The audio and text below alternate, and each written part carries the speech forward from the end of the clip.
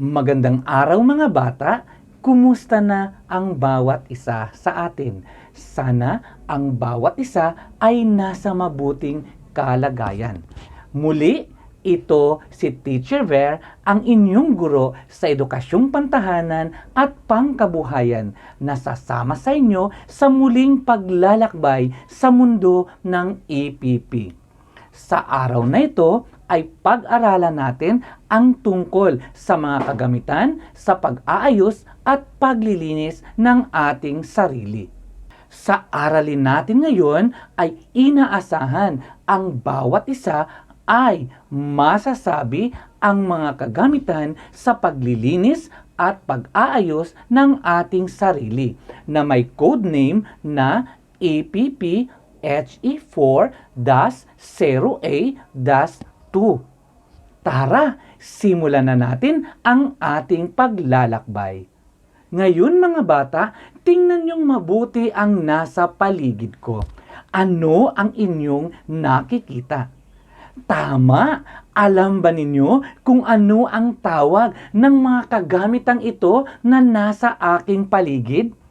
Mahusay mga bata, ang mga kagamitang ito ay tinatawag na mga kagamitan sa paglilinis at pag-aayos ng sarili. Ngayon mga bata, dito sa ating mga kagamitan na nakikita, alam ba ninyo kung alin ang mga kagamitan na ginagamit natin sa araw-araw?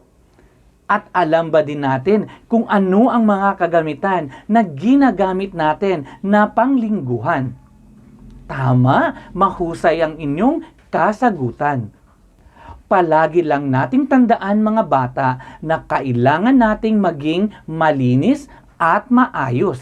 Kaya may mga kagamitan sa paglilinis at pag-aayos ng sarili.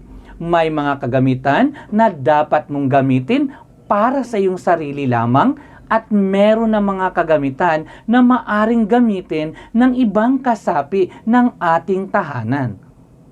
Tingnan natin ang mga nasa larawan. Sabihin natin kung ang mga nasa larawan ay kagamitang pansarili o kagamitang pampamilya. Handa na ba kayo mga bata? Tingnan natin ang unang larawan. Ano ang tawag natin dito? Ito ba ay kagamitang pansarili o kagamitang pampamilya? Tama, magaling ang inyong kasagutan. Ito ay kagamitang pampamilya. Ito naman mga bata, tingnan nyo ang nasa larawan. Ito ba ay kagamitang pampamilya o pansarili? Mahusay ang inyong kasagutan.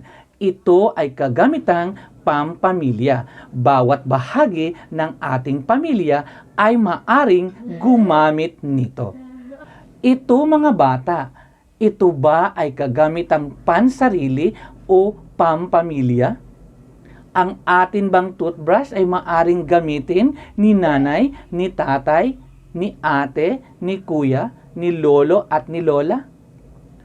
Tama ang inyong kasagutan. Ang kagamitang ito ay ginagamit lamang ng ating sarili at hindi maaring hiramin kanino man, kahit man sinong kasapi ng ating pamilya. Ito mga bata, ito ba ay kagamitang pansarili o pampamilya? Tama, ito ay kagamitang pansarili. Dapat tayo lamang ang gumagamit ng kagamitang ito. Ito mga bata, ito ba ay kagamitang pansarili o pampamilya? Mahusay ang inyong mga kasagutan.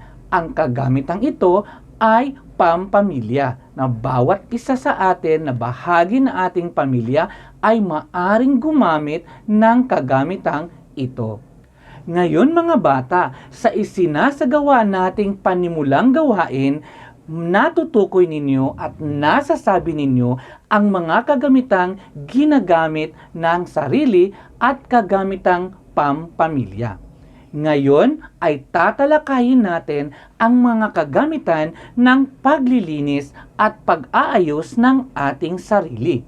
May mga akmang kagamitan na ginagamit natin upang maging wasto ang ating paggamit ng mga sumusunod na kagamitan. Ang unang kagamitan ay suklay. Ito ang suklay o hairbrush. Ito ay ginagamit sa pagsusuklay ng buhok upang matanggal ang buhol-buhol o gusot ng ating buhok. Ang pangalawa na kagamitan ay ang shampoo. Ito ang shampoo. Ito ay nagbibigay ng kaaya-ayang amoy sa ating buhok. Ito rin ang nag-aalis ng mga kumakapit na dumi at alikabok sa ating buhok.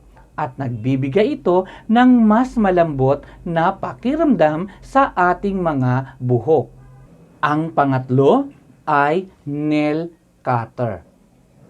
Ito ang nail cutter. Ang nail cutter ay ginagamit sa pagpuputol ng mga kuko sa daliri.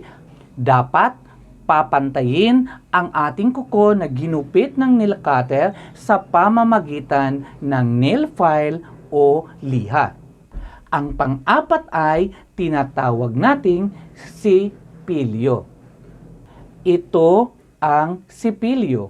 Ito ay ginagamit kasama ang toothpaste upang linisin at tanggalin ang mga dumidikit o sumisingit sa pagitan ng mga ngipin pagkatapos nating kumain.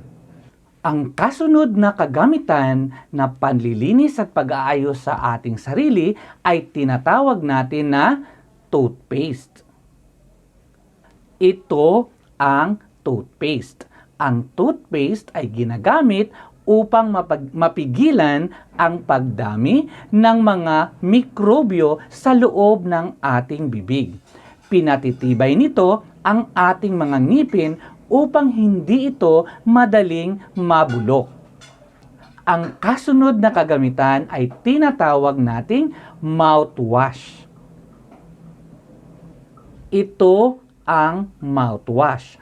Ang mouthwash ay ginagamit sa pagmumumog upang lalong makatulong sa pagpapanatili ng mabangong hininga.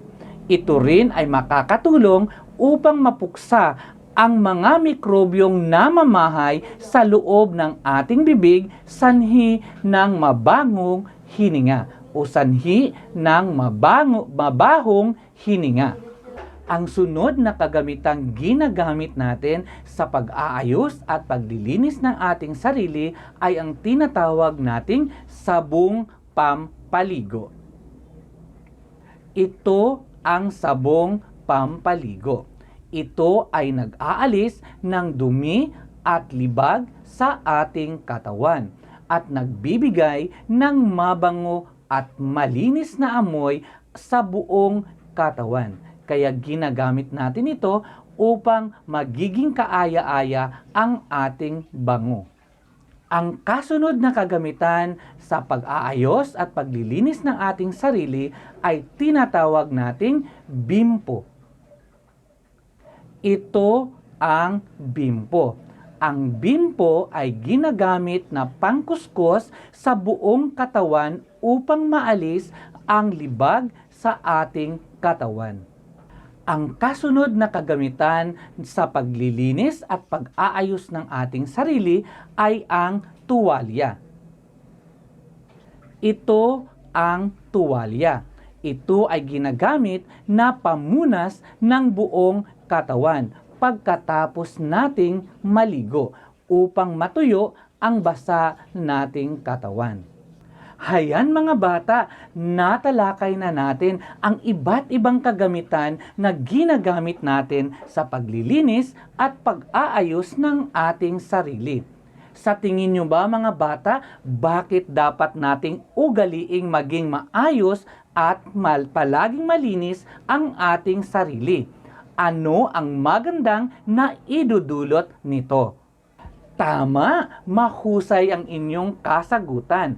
Dahil dapat ugaliin nating magiging malinis at maayos ang ating sarili upang maging kaaya-aya tayong tingnan. Ang pagiging malinis at maayos sa sarili ay nagsasabi kung anong uring personalidad meron tayo. Mahalaga na isaalang-alang natin ito upang makaiwas tayo sa anumang sakit o karamdaman. Sa palagay nyo ba mga bata, paano natin mapapanatili na maayos ang ating sarili? Tama, magaling ang inyong kasagutan. Palagi nating tandaan upang mapanatiling malinis at maayos ang ating sarili, dapat gumagamit tayo ng iba't ibang pansariling kagamitan tulad ng suklay, sipilyo, nail cutter, bimpo, tuwalya at iba pa upang mapanatiling malinis ang ating sarili upang sa ganun ay makakaiwas tayo sa anumang sakit o karamdaman. Hayan mga bata, natapos na nating talakayin ang ating aralin sa araw na ito. Sana ay may natutunan kayo sa ating paglalakbay sa ating aralin ngayon. Muli, ito po si Teacher Ver ang nagsasabing kung nais nating magiging malinis at maayos at mapanatili ang ating kagandahan at kapugihan, dapat gumamit tayo ng akmang kagamitan para sa paglilinis at pag-aayos ng ating sarili. At higit sa lahat, upang mapanatiling puging katulad ko, dapat palagi tayong happy lang.